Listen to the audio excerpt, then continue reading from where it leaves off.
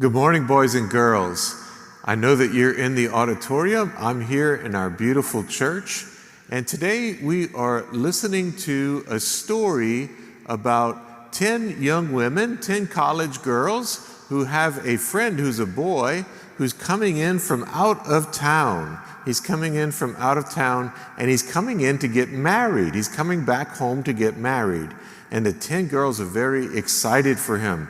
5 of the girls love him this much, and 5 of the girls love him this much. 5 of the girls love him as a good friend, but 5 really love him very close. The 5 who love him a small amount, they get some oil for their lamps. They get ready to light the way in case he comes at night. And they get a little bit of oil for him. But the 5 who really love him a lot, they get a lot of oil in case he comes a little bit late. Let me show you what we're talking about here. When we use candles, sometimes we use candles that have wax, but some candles are filled with oil. They are filled with oil. See, this is candle oil. And you pour the candle oil in the candle, and then you light the candle. The altar servers who carry the altar candle every week for you, they are using candles that are filled with oil. If you put just a little bit of oil, it runs out and there's no light. But if you put a lot of oil, it's good to go. It's going to keep burning brightly for a long time. So the 5 foolish girls, they did not bring enough oil and their candles burned out, and they weren't able to welcome their friend. The other 5 brought enough oil, and their lights burned brightly all night long, so they were ready when their friend arrived to get married. Now let's listen to the story. A reading from the Holy Gospel according to Matthew. Jesus told his disciples this story about the kingdom of heaven. The kingdom of heaven is like what happened one night when 10 girls took their oil lamps and went to a wedding to meet the groom. 5 of the girls were foolish and 5 were wise. The foolish ones took their lamps with no extra oil. The ones who were wise took along extra oil for their lamps. The groom was late arriving, and the girls became drowsy and fell asleep. And then in the middle of the night, at midnight, someone shouted, "Here he comes, the boy getting married. Here he comes," in the middle of the night.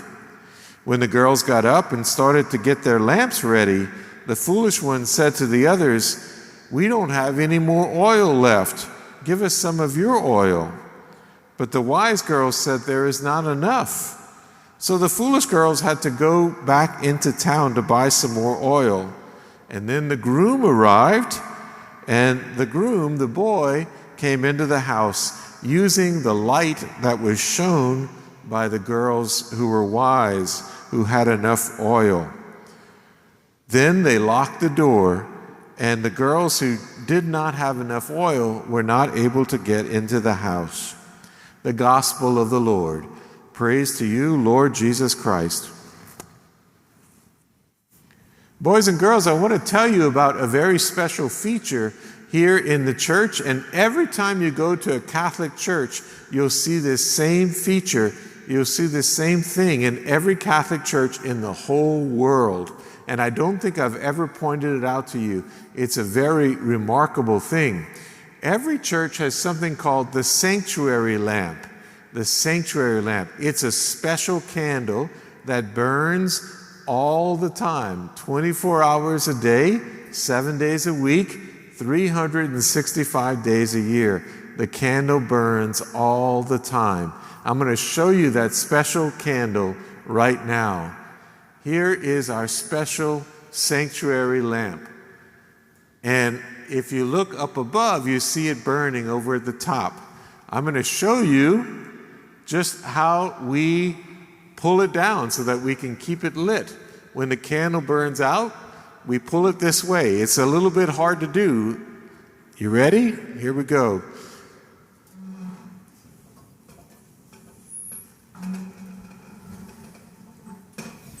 Now it's low enough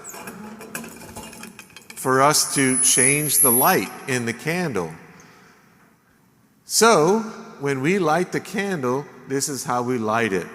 We light it this way. And this light, the sanctuary lamp, is kept burning bright all the time, all year long, every day. You will find it here. Now, why do we do this? The church is trying to send a message. The church is trying to tell you that it's trying to tell you something and trying to tell God something. What the church is trying to tell God is that we see you. We know that you're here in this church, in this sacred space. We see you and we know that you are always here. That's what that light is saying. When we have the light burning brightly, we're saying, we see your presence here in this church, God. When we do this for the people, we're telling you that we see you too, and that you are welcome. You are always welcome. You know, when you go trick-or-treating for Halloween, when you go from house to house, how do you know which house is going to welcome you and give you some candy? You know because the house puts the porch light on. If the porch light is on, then you know that they will welcome you and give you some candy. In the same way, we leave this light burning so that you know that you are always welcome here in church, that you will always receive grace here in this church. Every time you come to church and you see this light burning, it means that God is ready to welcome you and give you his grace. So the light tells God that we see God and we're always ready for him, and it tells you that you are welcome here and that God will always take you. God will always give you his grace when you come into this church. There's a chance, you probably don't know this yet, but I have a little news for you. We're going to renovate the church. We're going to do some construction work on our church. And there's a chance that you might not be able to come to church on Fridays for a little while we do this construction work. We might have to do church somewhere else. But here's what I want to tell you. When you come back, when you get back into this church, you will always see this light burning brightly.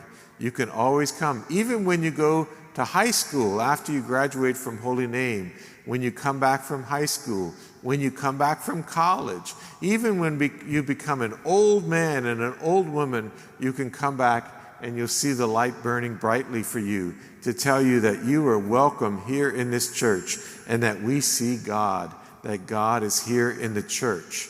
That's what the lamp is for. You will always find it burning brightly to welcome you. Now, we can make our souls a sanctuary lamp too. We make our souls a sanctuary lamp. We burn our souls brightly with faith, hope, and love, so that we can always tell God with our souls that we always see you, God. And we can tell other people who come close to us that they are welcome to us, and they will find God waiting for them when they come close to our souls. And so, church always reminds us that God is present and we are welcome. And it also tells us to keep our own souls burning brightly as a sanctuary lamp so that we can always acknowledge God, even on the playground, at home, at work, wherever we are, we're always burning brightly for God and to welcome other people. Thank you very much for listening to me today. I'm going to turn it back over to the school so you can finish your liturgy of the Word. God bless you.